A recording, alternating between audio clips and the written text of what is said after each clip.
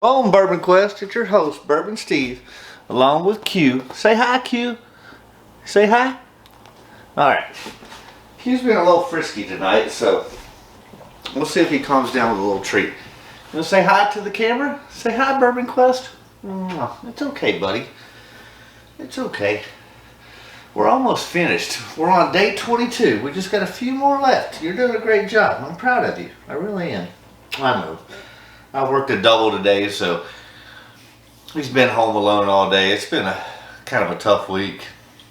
Great night tonight. Shout out to all you people that came out to eat at my restaurant, and appreciate everybody and your generosity. And it was, the last couple of days have been a real turnaround at work. Things are going a lot better, a lot smoother as we work some of these kinks out with our service model. And shout out to Daniel, my proprietor at where I work. He's done a great job. We've had some serious in-depth conversations over the last month about this transition, and I think things are starting to turn for the better. So hope that continues. But no, it's been a positive couple of nights, which I love, because over up until the last couple of nights or whatever, I've had a little bit of a negative attitude at work, which I guess I realized and was brought to my attention. And I've been there for almost 4 years, and I'm always super positive.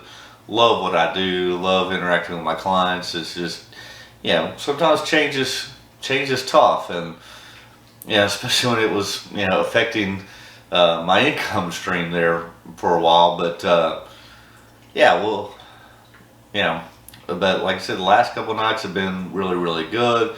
So that's definitely a positive sign. Of course, it is right here before Christmas, which is kind of one of our busier times of the year.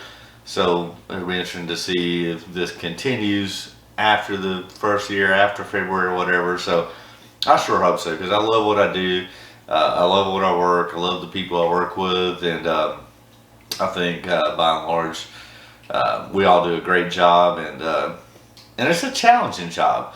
If you've ever served or bartended, you realize, and not everybody's cut out for it.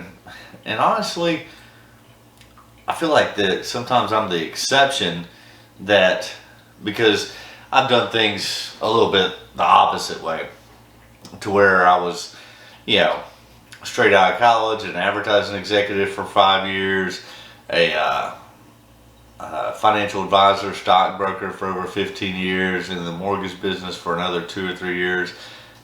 Sold off all that stuff, and because all those, well, maybe not the advertising executive, but which I was for 5 years straight out of college. That was super fun, super enjoyable.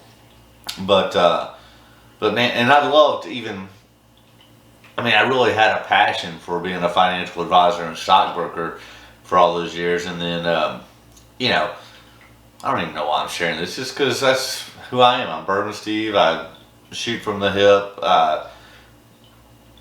Kind of a way of expressing myself along with the bourbon. But,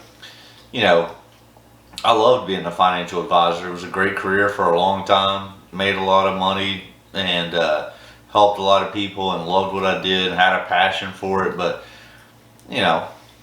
went through a bad divorce, and then margins kept getting slimmer and expenses kept getting higher, and compliance was always an issue, even though you were doing the right thing. Just always having to explain yourself. And the thing about it was it was a 7-day, 24-hour a day job, because it never left your mind.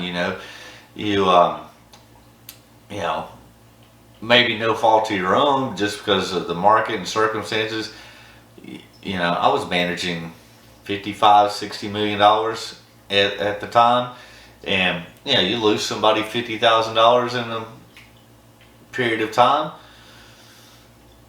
That bothers you. That keeps you up at night. It adds stress, and no fault to any of my clients or anything, but 95 or 5% of them were just wonderful, great to work with, never questioned anything, followed you blindly, and those were the ones actually that were the most successful. But at the end of the day, the other 95%, while not unhappy, were never happy. And what I mean by that is, you know, you want to minimize risk and blah blah blah blah, but then they say, and you know, the market's up 10%. Good news, client, we're up 12%. We outperformed the market. Well, my neighbor was getting 16%. Well, yeah, they were taking more risk, which you didn't want to do, or whatever. It's like they were never happy, never satisfied, and God forbid, you know, hey, good news, Mr. and Mrs. Client. The market right now is down 10%. We're only down 5%. So we again have outperformed the market. Yeah, I know we're negative, but it could have been a lot worse. We minimized risk, we maximized your opportunity, and at the end of the day, we're still outperforming. Well, it doesn't matter. They're still down 5%. They're still mad, pissed. You know, and that weighs on you after 15 years, and then after actually going through a bad divorce, blah blah blah. And so, yeah, then I entered the hospitality business after retiring for 2 or 3 years, and and that's what I love, interacting with people. You know, people come to my restaurant bar, and you know, I serve them. They have a good, nice drink, good meal. At the end of the day, they leave happy. They're satisfied for the most part, not all the time, but most of the time. And honestly, if I lose somebody $50,000, that bothers me. If somebody's steak is a little overcooked or undercooked, we'll most of the time get it fixed and remedy the situation. It's not a big deal, and most of the time they still leave, you know, satisfied or happy. Maybe not the greatest experience of their life, but at the end of the day, do I go home and worry and lose sleep about it? No. So I don't know why I'm saying all that, but what's up, Q? Anyways, let's get back to the whiskey. Thanks for indulging me there. I apologize for kind of going off on a rant, but I love what I do now. And like I said, yeah, I kind of did things reverse way. I was, you know, super successful early on in life, made a lot of good money, and but you know, at the end of the day, I make less money now, but I have more fun, enjoy what I do more, and I guess as I've gotten older, I realized that money doesn't buy you happiness, and money's not everything. And I think a lot of times, I mean, I know I was chasing that early on and achieved a lot of great things early on, was extremely successful, but you know, things had worked out differently and my marriage hadn't fell apart and things like that. Would I probably still be doing that today? Yeah. Would I probably have a lot more stress still today? Yeah. Would I probably have less hair and more gray hair? Yeah. But look, not to pat myself on the back or brag a little bit, but I think I'm doing pretty good for about to be 50. And I feel good. I feel like I look good. I feel great. Love what I do. And I love sharing it with you, Bourbon Quest. All right, let's get to the whiskey. That's enough about that. That's craziness. All right, Q. It's day 22, baby. Let's see if we can find day 22 here on your piece of shit Trader Joe's advent calendar. All right, day 22, Q. Here's to you. Oh, it's the fishes. I think you like this better than the other stuff. I don't think you're crazy about any of them, but you probably like the whiskey as much or more as I do. But anyways, here's your cat treats. You want to try? There they are. Alright, so I know what you're here for, Bourbon Quest. I'm here for the same thing. It's day 22 on the Advent calendar. What are we doing today? A little 1792 bottled in bond. Hell yeah. So obviously 100 proof. I actually have like 2 more of these bottles, and I say that because like a couple years ago at San Francisco Spirits Awards or one of those things a couple years ago, this was awarded I think bottle of the year, and it is actually pretty damn good. I should probably, I'll do it at some point. I'm going to do a whole lineup of 1792. I've been trying to kind of hold out on doing the whole lineup of 1792 because there's one. I don't have the Portland. I don't even care about the Portland, but there's one that they have on their website that I have not seen. Period. And even when I check my sources for availability, they've not even seen it in for like 2 years, and that's the high rye. And again, I'm not a rye guy, but I was wanting to hold out to hopefully score one of those 1792 high rye. So if you can help me out, Bourbon Questers, if you've got ones, can send me a sample or know of anything about the 1792 high rye. That's the one I'm missing. That's why I haven't done the full lineup of 1792 yet here on Bourbon Quest. And I may just at some point in the, if I don't get it by spring or summer of next year, I'm gonna do it anyways because I've got all the others. I was just holding out on trying to get a bottle of the high rye, but this one, like whiskey of the year a couple years ago by one of those, I think it was San Francisco or something like that. And like I said, if I don't get the high rye, I'll do them all because I still kind of want to see, would this actually be better than the 1792 full proof? We're not going to do that tonight because we're going to make this quick and short, which because of my rant is not happening. But let's get to the whiskey. We are doing 1792 bottled and bond. So there you go. Cheers, Bourbon Quest. I mean, and 1792's, in my opinion, always been kind of a high rye mash bill anywhere ways. So I wonder, I don't even know, like probably somewhere between 18 to 25% rye. Let me know if you've got better information than I do on that. And I wonder if like the high rye is more like, 30 to 40, maybe even up to, well, probably 30 to 40. But I think, I mean, that mint, pine, rye, baking spice, more baking spice, caramel, vanilla, touch of cherry. Cheers, my friends.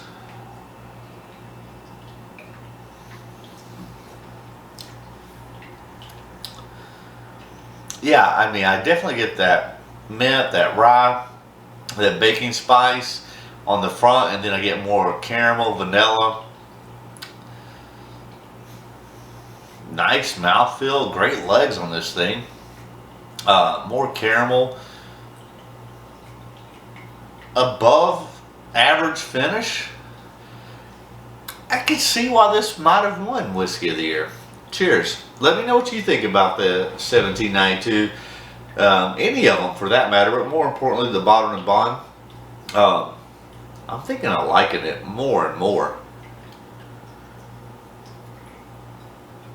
And we will, like I said before, do the whole lineup. You want to take a sniff, Q? And but this is quite delicious.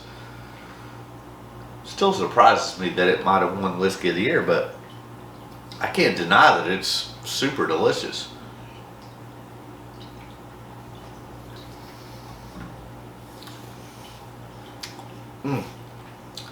And yeah, it's got, me not being a rye guy, it's just got enough rye and baking spices, mint, pine on the front end to where I still enjoy it.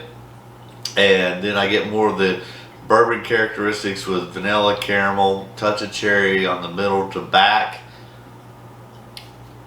I mean, I'm not saying they're wrong for it being Whiskey of the Year because I quite enjoy it, and it's probably priced between $40 to $45 when I've gotten it. And so I have this one, I have two more, but I don't think I've seen it at all in at least over a year. So it's not one I mean, this bottle's about 3/4 of the way gone, but it's not one that I drink very often. I don't even think I opened it up until a few months ago, which I guess means I drink it a little bit more than normal. And of course, I knew I had 2 more. I would definitely buy it again between that 40 to 50 bucks. I definitely think it's worth that, for sure.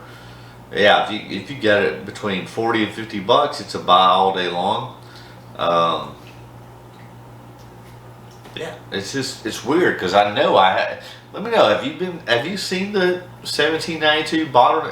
Actually, I know I haven't seen it in for at least over a year, and even the regular the standard 1792 small batch in the last year has not been. It used to be the small batch was pretty much any liquor store, any day of the week you would find it, but over the last year, even it has. Yeah, one of my big box liquor stores here locally, every 3 months or so, they get a shipment in of, I don't know, 8 to 10 cases, and that lasts maybe 2 to 3 weeks, and then it's gone until the next one 3 months later, lasts 2 to 3 weeks. Whereas prior to that, used to, I don't understand why that is, at least on the small batch. Not to mention, not only the bottled and bond, but the foolproof, the 12-year, what are their other expressions? Well, we'll find out later. That's not about that. But no, this is delicious. 40 to 50 bucks, a buy all day long. Q's getting bored. I've probably rambled on a lot more than I should have. But hey, thanks for tuning in. If you haven't done so, I can't understand why. Hit that subscribe button. And then after you do that, hit that notification button. That way you don't miss a damn thing here on Bourbon Quest. And if you're already a subscriber but haven't hit the notification button, why not, bro? It don't cost nothing, and that way you don't miss a damn thing here on Bourbon Quest. Alright, love you guys. Smash that like button, helps the YouTube algorithms. Leave a comment. Let me know what you think about 1792 in general, specifically the bottled and bond, and yeah, anything else related to 1792. I'm all about it. Alright. And Merry Christmas. It's only a few days away. Love you. Cheers. This is good. Buy it 40 to 50 bucks all day long. Buy 2 if you can. Cheers, my friends.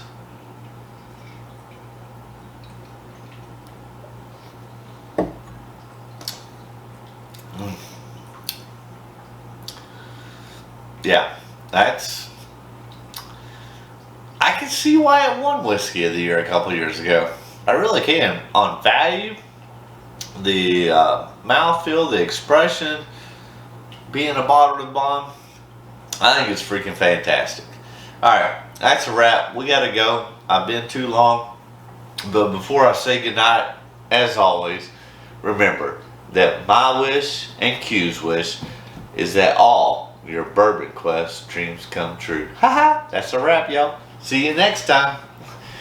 We're getting close to the end of the year. Merry Christmas.